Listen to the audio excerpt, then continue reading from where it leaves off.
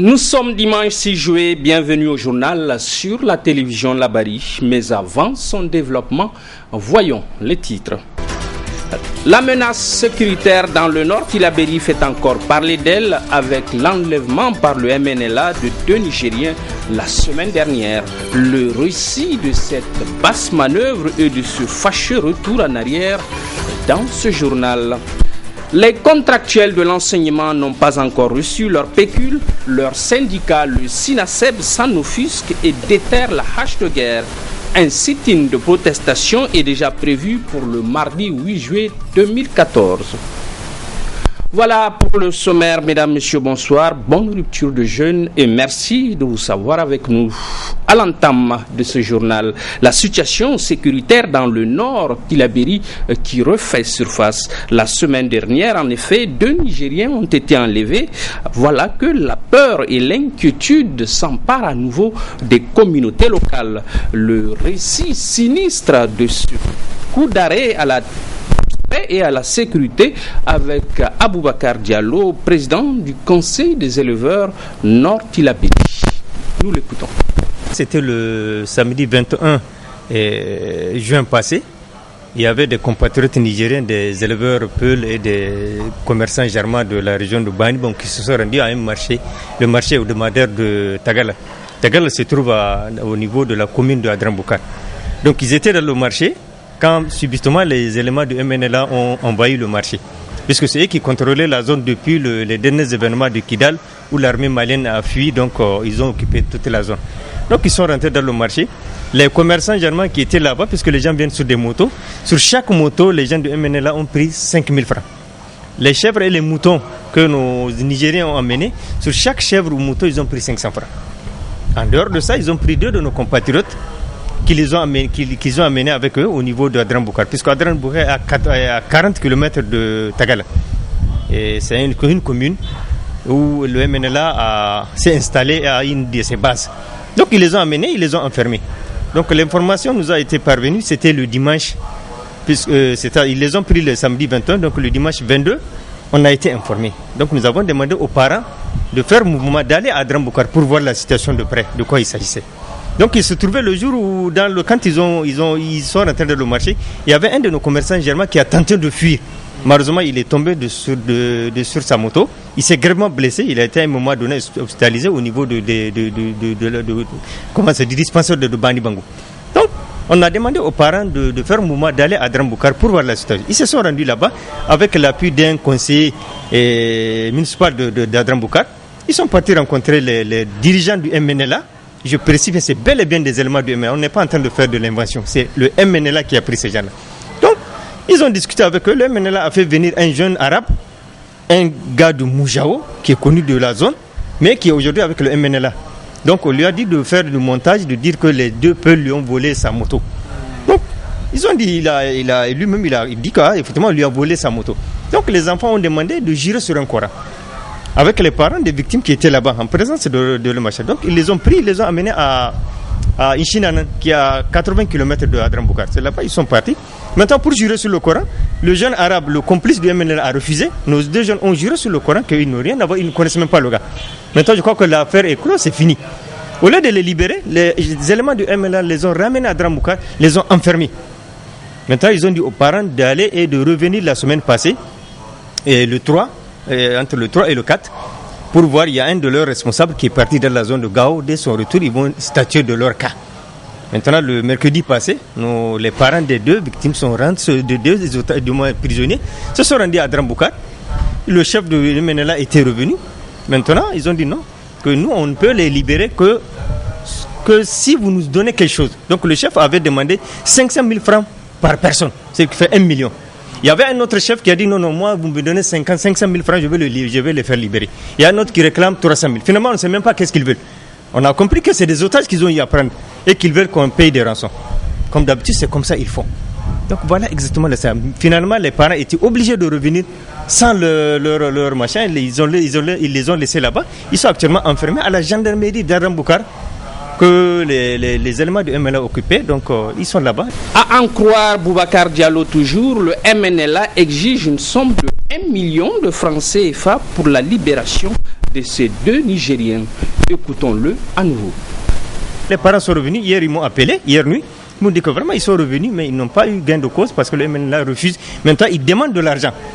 Et les parents m'ont dit qu'ils sont en train de collecter, de voir comment ils vont récupérer, avoir au moins 1 million pour retourner peut-être le lundi et le mardi pour obtenir leur libération. Et cette information, dès que nous l'avons eue, et du 21, le 22, le 23, moi j'ai personnellement informé qui de droit ici. Tous ceux qui devraient être informés, en commençant par notre gouverneur et tous ceux qui sont en charge des questions sécuritaires, que ce soit la société civile, en tout cas les trucs, j'ai informé qui de droit. Mais malheureusement, nous n'avons eu le soutien de personne jusqu'à ce jour. Et les gens sont là-bas, ils croupissent en prison et en toute impunité.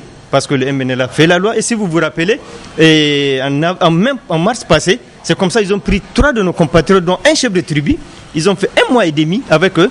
Et il a fallu aussi des interventions et qu'on glisse quelque chose pour qu'on les libère. Donc voilà, malheureusement, nous n'avons le soutien de personne. Ni de l'État, ni de la société civile, ni de la société en général de la société nigérienne. Et c'est ce qui fait mal aujourd'hui quand même on voit des problèmes qui ne devraient pas réunir, en tout cas, et susciter la réaction des gens. On les voit sortir, mais quand les vrais problèmes de la nation sont là, on ne voit personne. Moi, je pense qu'aujourd'hui, ce qu'on est en train de vivre, ce que nos éleveurs sont en train de vivre le long de la frontière avec le Mali, doit quand même susciter la réaction des compatriotes. Malheureusement, je t'assure, Tikiré, on n'a pas ce soutien, ni de nos camarades de la société civile, ni de l'État, ni des partis politiques. On veut s'intéresser à des problèmes inutiles qui n'ont rien à voir avec l'intérêt de la nation. Et c'est dommage. Et malheureusement aussi, nous accusons la France d'être responsable du drame que vivent nos compatriotes. Parce que tous les actes que le MNLA est en train de poser, c'est pas à cause de la France. Parce que sans la France, le MNLA n'est rien. Et je suis déçu et désolé de voir que nous avons Misma est là, Serval est là, et que le MNLA pose des actes et contre des populations. On attaque, on tue, on enlève, on fait ce qu'on veut, on prend des rançons. Alors qu'aujourd'hui, les Occidentaux nous disent qu'ils sont en train de combattre les djihadistes. Mais est-ce qu'il y a plus de djihadistes, plus terroristes que le MNLA?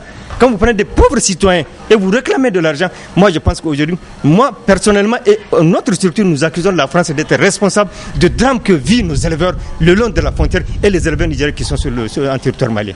Point de presse ce matin du Ben Sinaseb, outré et choqué par le non-paiement des pécules des contractuels de l'enseignement, il décide d'aller sur le front dès ce mardi 8 juillet.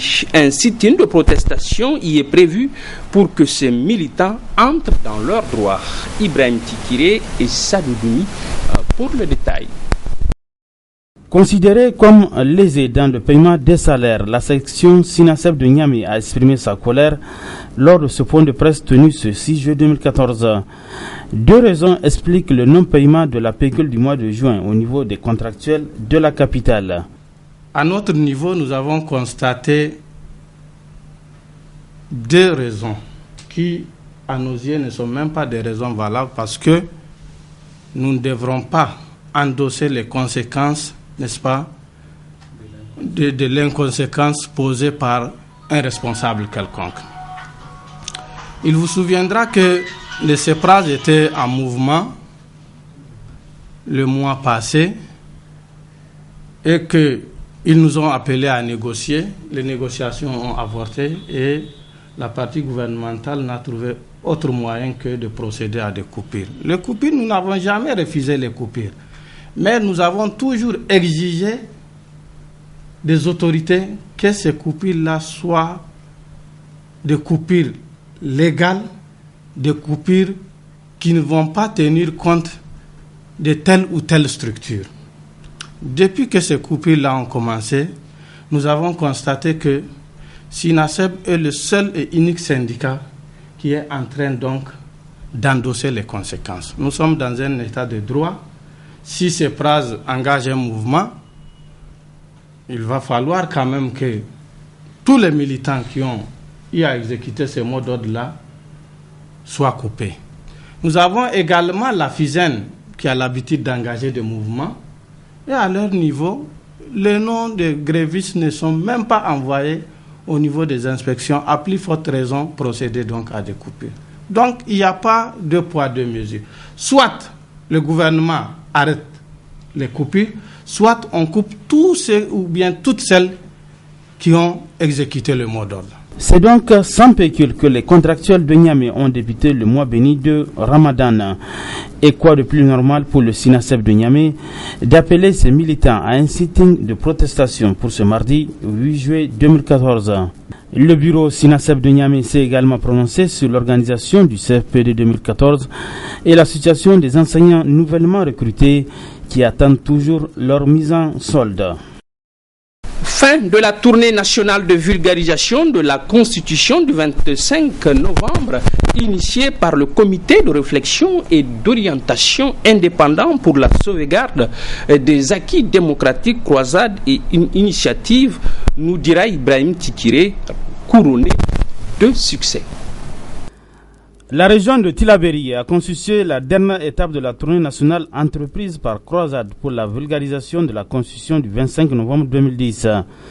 Pendant 2 jours, les acteurs de la société civile du fleuve ont été davantage édifiés sur notre loi fondamentale, véritable instrument de la citoyenneté et de la bonne gouvernance.